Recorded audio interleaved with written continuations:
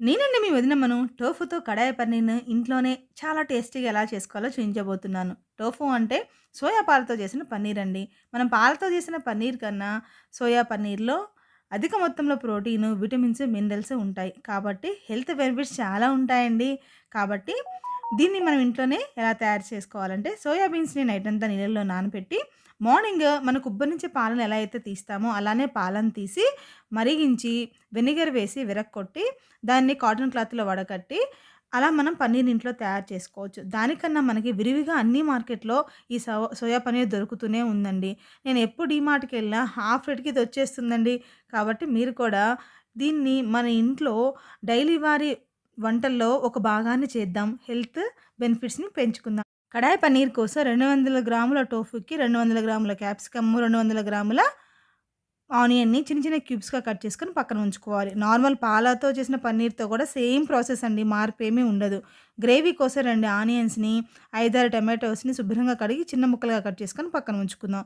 పన్నీర్‌ని కూడా క్యూబ్స్‌గా కట్ చేసుకొని పక్కన ఉంచుకోవాలి. ఇప్పుడు పొయ్యి మీద ఒక కడాయిని పెట్టి కాస్త ఆయిల్‌ని వేసి క్యూబ్స్‌గా కట్ చేసుకున్న క్యాప్సికమ్‌ని, ఆనియన్స్‌ని వేయాలి. వీటితో పాటు ఒక హాఫ్ టేబుల్ స్పూన్ ఉప్పుని, కాస్త పసుపుని వేసి లైట్‌గా కలర్ చేంజ్ అయితే సరిపోతుంది. అంటే పచ్చి వాసన పోవాలండి. అంతే. ఉప్పును వేయడం వల్ల ఈ ముక్కలకి లైట్‌గా ఉప్పు పట్టి మన గ్రేవీలో ఏసినప్పుడు చాలా టేస్టీగా ఉంటాయండి. అందుకోసమే ఇక్కడ నేను కాస్త ఉప్పుని, కాస్త పసుపుని వేస్తున్నాననమాట. ఇలా వేసి లైట్‌గా ఫ్రై అవ్వంగానే తీసేయండి. వేరే ప్లేట్‌లోకి తీసుకొని పక్కన ఉంచండి. ఇప్పుడు అదే కడాయిలో ఒక్క టేబుల్ స్పూన్ ఆయిల్‌ని యాడ్ చేసి, ఇప్పుడు పన్నీర్‌ని యాడ్ చేసుకుందాం. ఒక టేబుల్ స్పూన్ ఆయిల్‌ని యాడ్ చేయండి ఇప్పుడు. తర్వాత పన్నీర్ క్యూబ్స్‌ని యాడ్ చేయండి. పన్నీర్‌ని లైట్‌గా ఇట్లా పిండి వేసినట్లయితే దాంట్లో ఏమన్నా ఉన్నట్టయితే ఎక్సెస్ వాటర్ వెళ్ళిపోతుందండి. వేసి చిటికెడంత పసుపు, చిటికెడంత ఉప్పు వేయండి. చాలండి. ఇది కూడా అంతే లైట్‌గా ఫ్రై అవ్వాలి. ఎక్కువ ఫ్రై అవ్వాల్సిన అవసరం లేదు.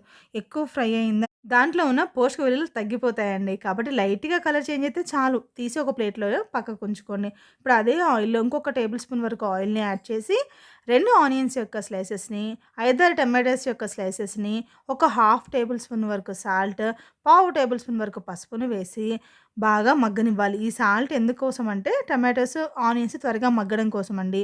మూత పెట్టి ఒక గుప్పుడని జీడిపప్పును కూడా యాడ్ చేయండి. జీడిపప్పును కూడా యాడ్ చేసి ఒకసారి కలిపి మూత పెట్టి మగ్గనివ్వండి. మధ్య మధ్యలో చూసుకుంటూ అడుగు పట్టకుండా టమాటోస్ పైనున్న స్కిన్ సెపరేట్ అయ్యి పూర్తిగా మెత్తబడేంత వరకు మగ్గనివ్వండి. మగ్గాక స్టవ్ ఆఫ్ చేసి పూర్తిగా చల్లారనివ్వండి.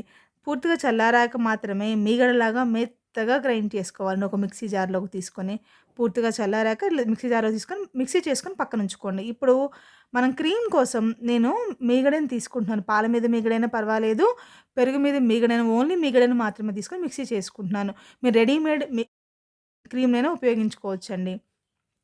ఇప్పుడు పొయ్యి మీద ఒక ప్యాన్‌ని పెట్టి 2 టేబుల్ స్పూన్‌ల ఆయిల్‌ని వేసి, ఒక హాఫ్ టేబుల్ స్పూన్ వరకు జీలకర్రను, డ్రై మసాలాను యేసుకుందాం. ఒక బే లీఫ్, చిన్న దాల్చిన చెక్క, 2, 3 యాలకులు, 2, 3 లవంగాలు, ఒక టేబుల్ స్పూన్ అల్లం వెల్లుల్లి పేస్ట్‌ని వేసి తిప్పుతూ పచ్చి వాసన పోయేంత వరకు ఫ్రై అవ్వనివ్వండి. ఇక్కడ నేను పసుపుని వేయడం లేదు. ఎందుకంటే మనము వెజిటబుల్స్ ఫ్రై అయ్యేటప్పుడు పసుపుని వేసుకున్నాం. అందుకే ఇక్కడ వేయడం లేదు.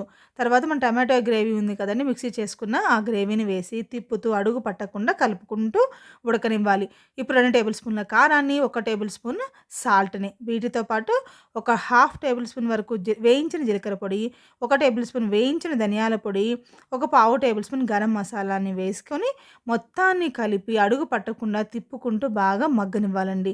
చూసారా మనం ఆయిల్ తక్కువ వేసాం కాబట్టి అడుగు పట్టే అవకాశం ఉంటుంది. కాబట్టి తిప్పుతూనే ఉండాలి. తర్వాత ఒక గ్లాస్ వరకు వాటర్ అంటే ఒక కప్పు వాటర్ అయితే సరిపోతాయండి. ఒక కప్పు వాటర్ వేసి బాగా కలపండి. కలిపి ఒక టేబుల్ స్పూన్ వరకు వేయించిన కసూరి మేతి పొడి, ఒక టేబుల్ స్పూన్ కసూరి మేతి పొడిని వేసి కూడా ఒకసారి కలిపి తిప్పుతూ ఆయిల్ పైకి తేలేంత వరకు మనము ఉడకనివ్వాలి.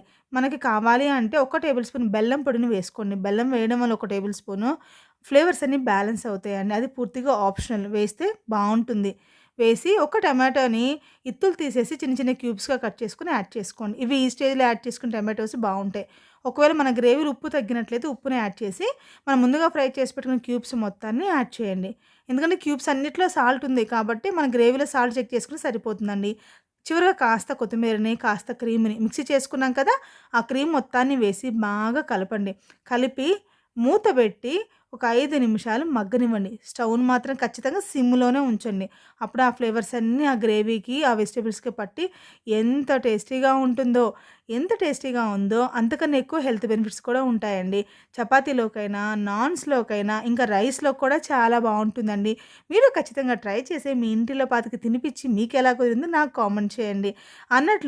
అన్నట్లు జూలై 26న ఇంటర్నేషనల్ టోఫు దినోత్సవం అండి. ఈ టోఫూకి ఎన్ని హెల్త్ బెనిఫిట్స్ లేకపోతే ప్రపంచవ్యాప్తంగా దీని పుట్టినరోజును జరుపుకుంటారు చెప్పండి. కాబట్టి ఇన్ని హెల్త్ బెనిఫిట్స్ ఉన్న టోఫుని మనందరం కూడా ప్రతిరోజు నిత్యవారీ జీవితంలో భాగం చేసుకుందాం మన ఫుడ్ హ్యాబిట్స్‌లో. అన్నట్లు మీకు నా రెసిపీస్ నచ్చుతున్నట్లయితే సబ్స్క్రైబ్ చేసుకోవడం అస్సలు మర్చిపోకండి. మీ వదినమ్మ ఆల్ రౌండర్.